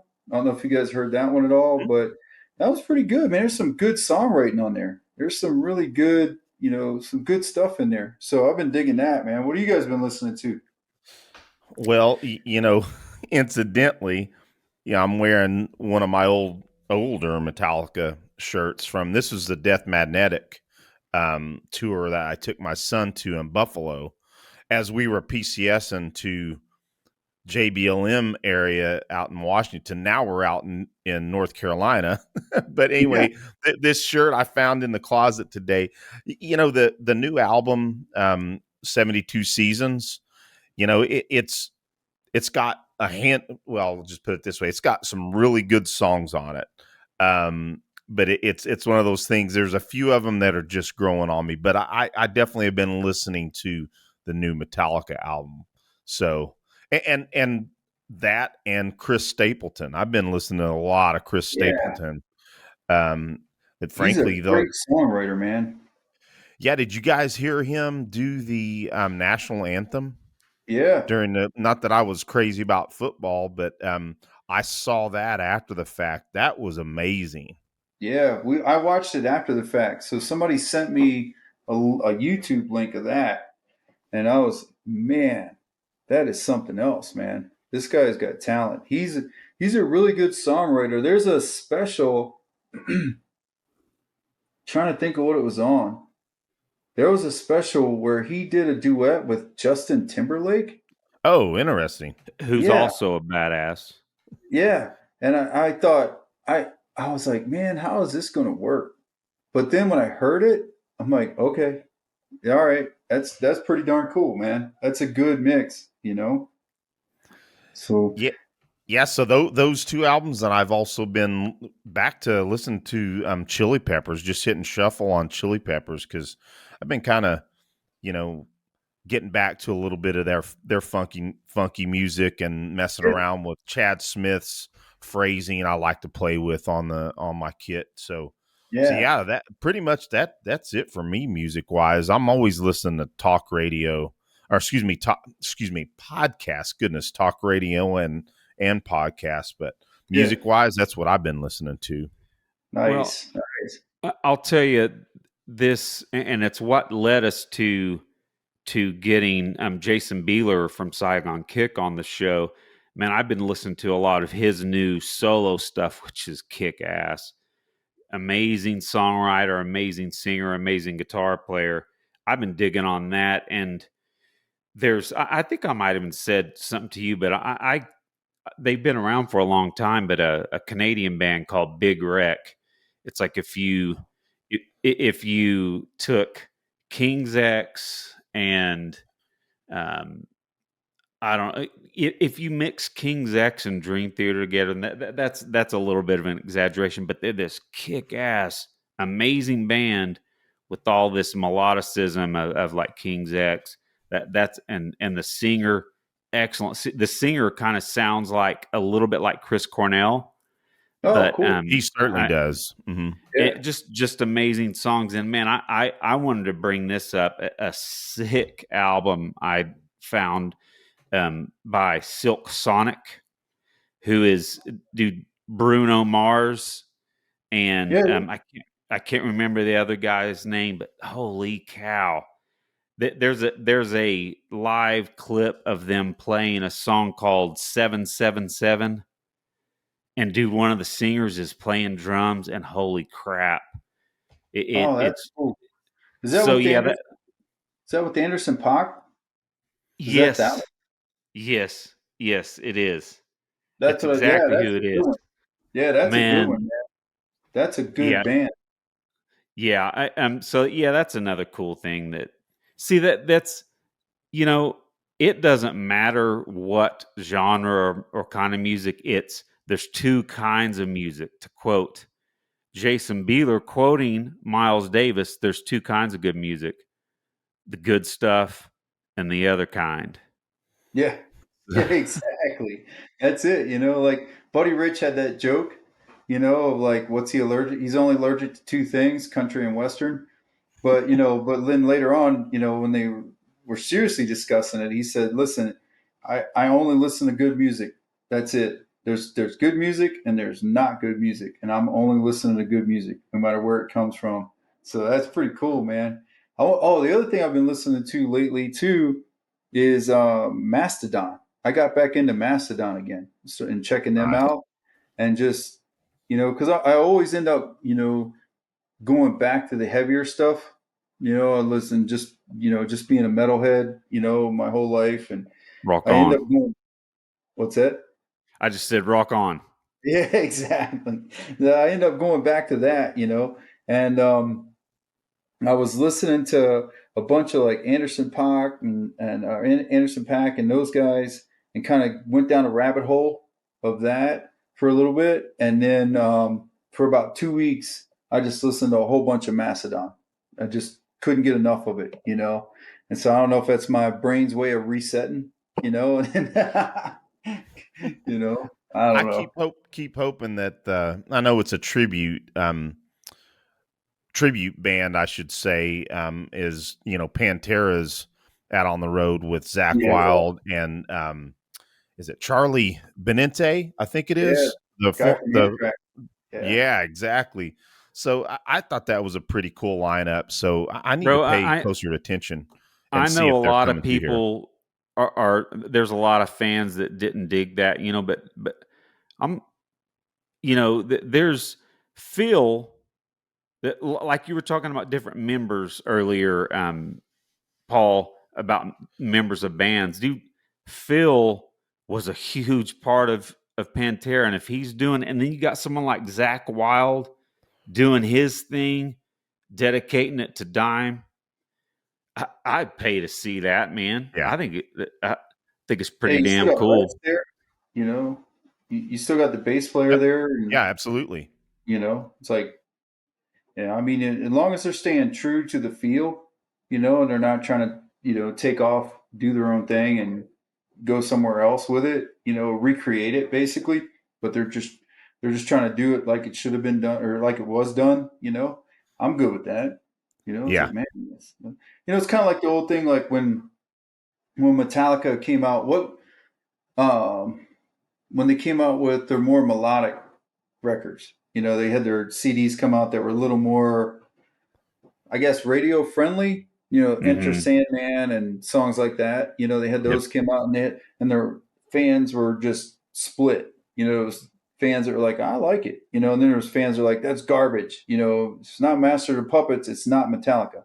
You know, and it's like, man, you got to give them room to grow, man. Yep. They're growing, they're changing. It's Miles Davis early stuff didn't sound like the stuff he's doing when he died. And Right. nobody threw a hissy fit about that. It's like let these guys grow, but also at the same time too, if something happens in the band, like Slipknot, Joe Jordison dies, and Mm. now he's not available to play anymore. What are you going to do? Or Avenged Sevenfold, the Yep. Rev dies. What are you going to do? Exactly. It's like, well, you bring somebody in. When they play the old songs, they play them the way they were played. But when they play the new stuff, they play it the way they played it. And I think you just gotta, as a fan of music, it comes back to, is it good music? All right, man. Well, I'm gonna listen to it. And if Yeah. Yeah. it's not good music, then I don't want to hear it. Well, So it's interesting, Paul. So my son and I, back in I think it was 2017, 2018, during so what tour? Goodness, I'm drawing a blank right now. Um, Hardwired, goodness, Hardwired to oh yeah, Self Destruct, which had some killer songs on it too. So we saw Metallica at CenturyLink in Seattle. yeah. Awesome concerts. Went to several concerts there, and Avenged Sevenfold opened for Metallica. It was awesome, man. Oh I yeah, was pumped to see them, yeah, and that was a killer show, man. Talk about a great memory. That yeah. was a great time That's with a my real cool son. one, man. What's the best concert you guys ever been to? That's a dang good question. I'll Yeah, answer it right away, Eric. But go ahead, you Aaron. go. No, you go ahead. You go So ahead. to be frank with you, it is a tie, and it was likely that Metallica concert and Coldplay in the same place. Oh yeah, And Coldplay, my wife is a huge fan of Coldplay, and I probably love Coldplay mainly because of her, and yeah, they're outstanding musicians. But yeah. They're yeah, I good, would man. say those two, and that was very recent. I think it's because there was so much. Man, there was just an incredible set of memories about around both of those concerts. Yeah, That I think that's why. yeah, for So sure.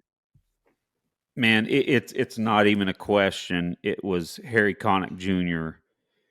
Um, man, he comes out and he does this kind of lounge esque kind of thing with just a trio, and he built through the night, and I literally just have not seen someone with as much talent as him and the daftness of entertainment. I was floored the entire concert, and it's sometimes people may think that comes out of left field, but dude, Harry is a badass in my book. So yeah, that was the Yeah. I would say Oh, that that's was the cool. best. How That's about you? really, yeah. Oh man. So there's three that I always think of.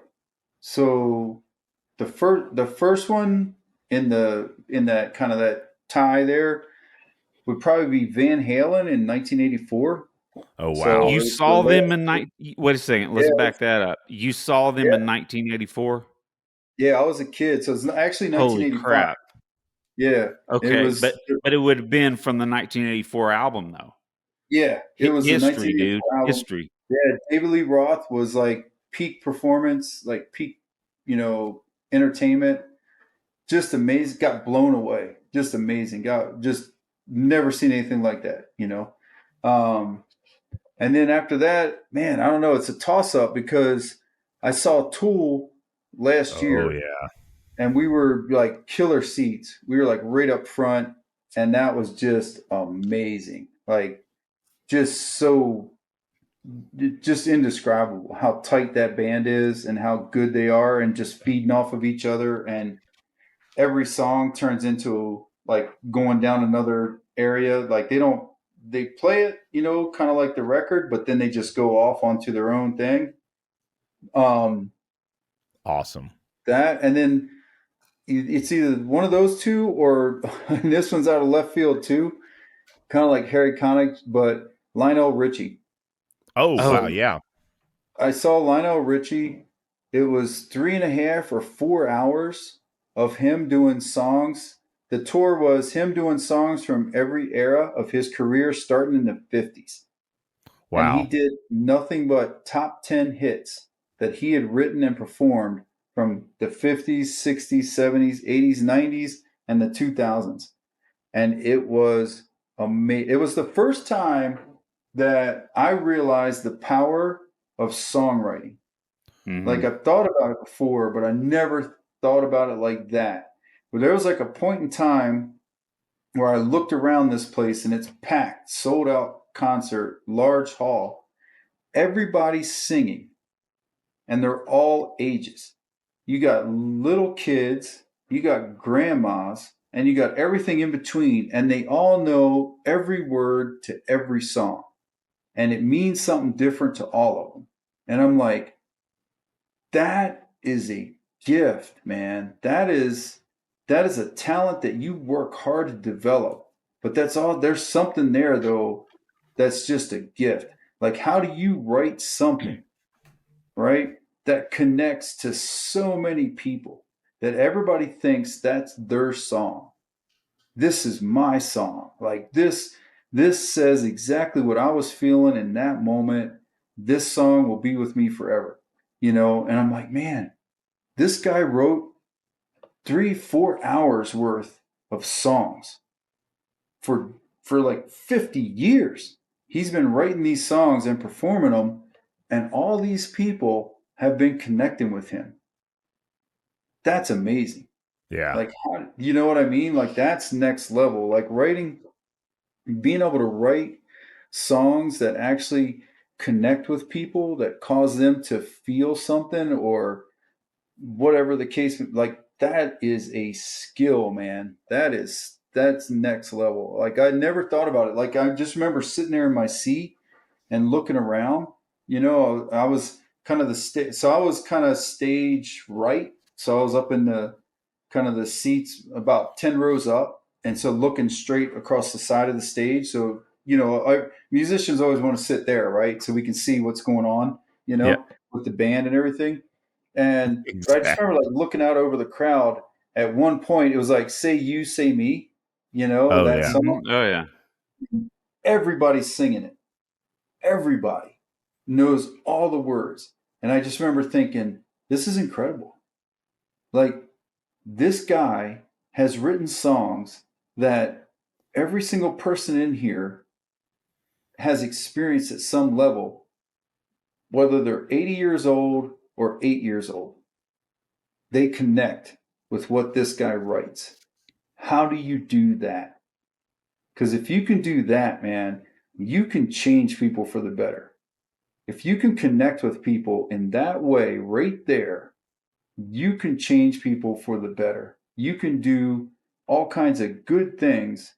If you could do that in your circle, how much good could you do? right? Like we go out and we teach a class. If I can teach a class, I average in our jujitsu classes, we average 20 or so people per class, right? And there's 5 or 6 of those every single day. So about 100 and some people every day. If I could find a way to say something that connects with each one of those people each day, that helps them understand jujitsu better, that helps them improve in some way, like how much better would we all be? Like, how do you do that? You know what I mean? I just got it. I just went down like this crazy like wormhole of communication. How do you communicate to people in such a way that regardless of their background, like didn't matter, white, black, Catholic, Protestant, Muslim, old, young, male, female, whatever, didn't matter. They got it. Like that music, those lyrics, those words meant something to all of them in a different way, right? I was like, man, I'm learning something right now. I'm being taught a lesson right now about the Yeah. importance of being able to communicate with people, you know, and what they take away from your communication too.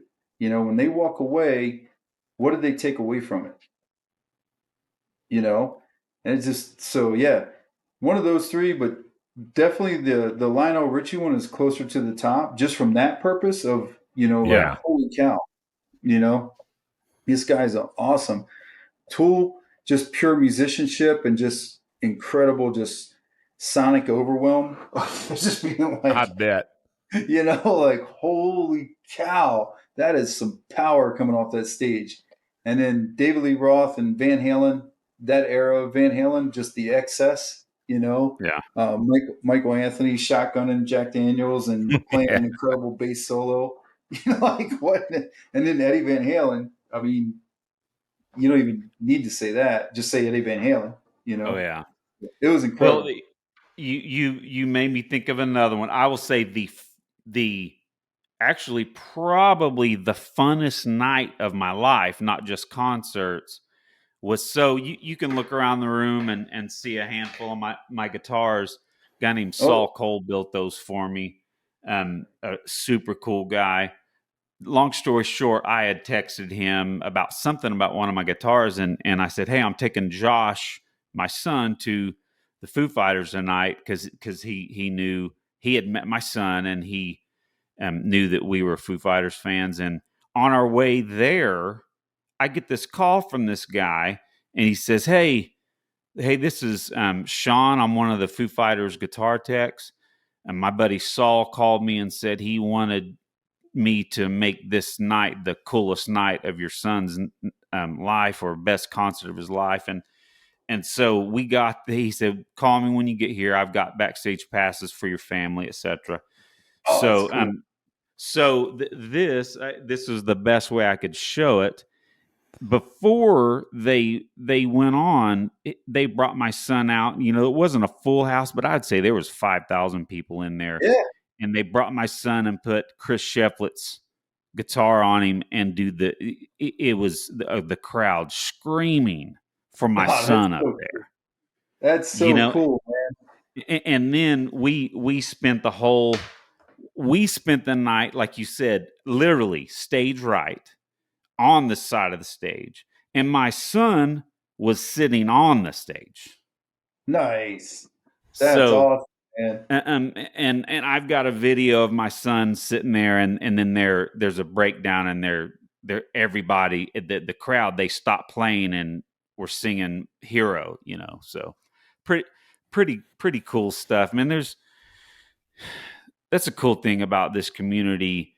People on the outside that try to shut down your freaking Facebook posts, but then they don't realize they talk about peace and anti-violence or whatever. Do when we break it down, the coolest people in this community, the toughest people in this community are also the most loving. And here we are having a gushing conversation about music. Yeah, So man. Yeah, that's the what a thing. great what a great conversation, man. I think this is a good time for us. Boy, we've got an hour and 55 minutes of amazing stuff. This has been a Excellent blast, content. Paul. So Yeah, man. thanks so much for spending. We're here on a Saturday. Thanks so much for spending your Saturday afternoon with Yeah. us, and just making this day a funner weekend day for me for sure.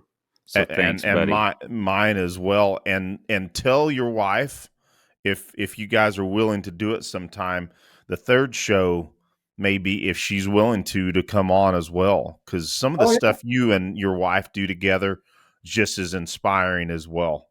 Yeah. So She would love it, man. She is amazing, man. You guys would love her. You know, Awesome. she is amazing. So, especially coming out of a dark place and, meeting somebody, man. Yeah, it's been great. It's been phenomenal, we're happy for you, Paul. Thank you, brother. Awesome. I appreciate it. Excellent. Well, you guys have a blessed evening. Yep. You You too, too, man. guys. Yeah, Take it thank you easy. guys. Later, gents. Thank you.